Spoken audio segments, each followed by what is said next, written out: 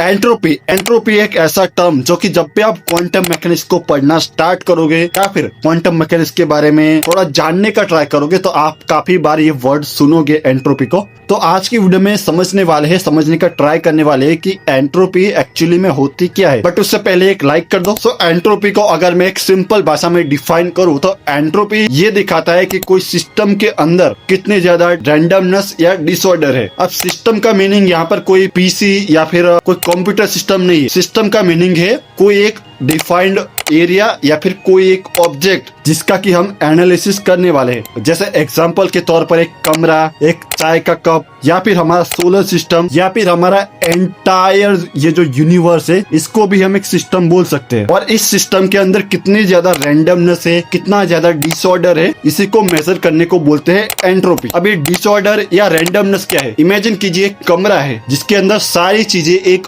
Organise way में है। जैसे कि बेड अपनी जगह पर है, किताबें अपनी जगह पर है, एक टेबल अपनी जगह पर है, मतलब जो चीज जहाँ पर होनी चाहिए वहां पर ऑर्गेनाइज है। इसको हम ऑर्डर बोलेंगे या फिर ऑर्गेनाइज बोलेंगे। बट क्या हो अगर आप उस कमरे में लंबे समय तक नहीं जाएंगे तो क्या होगा कि वो कमरा बिखर जाएगा, मतलब उसके अंदर काफी ज्यादा धूल जम जाएगी या फिर सामान इधर उधर हो जाएगा। सो अब ये कमरा बन चुका है ऑर्गेनाइज से अनऑर्गेनाइज। इसी को हम एक वे में बोल सकते हैं कि कमरे के अंदर चीजें कोई भी रैंडम जगह पे पड़ी हुई है। तो यही है रैंडमनेस या फिर डिसऑर्डर। अब यहाँ पर थर्मोडायनेमिक्स का सेकंड लॉ ये कहता है कि कोई भी आइसोलेटेड सिस्टम होता है उसमें एंट्रोपी या तो बढ़ेगी या तो सेम रहेगी, बट डिक्रीज नहीं होगी जब तक कि उसमें कोई एक्सटर्नल एनर्जी नहीं लगती। अब एक्सटर्नल एनर्जी क्या हो गई कि आप उस कमरे को जाके साफ करते हो, मतलब आप एक एक्सटर्नल एनर्जी हो गए जो उस बिखरे हुए कमरे को वापस से ऑर्गेनाइज मतलब सजा रहा है। सो यहाँ पर एक सिस्टम के अंदर जितनी ज्यादा चीजें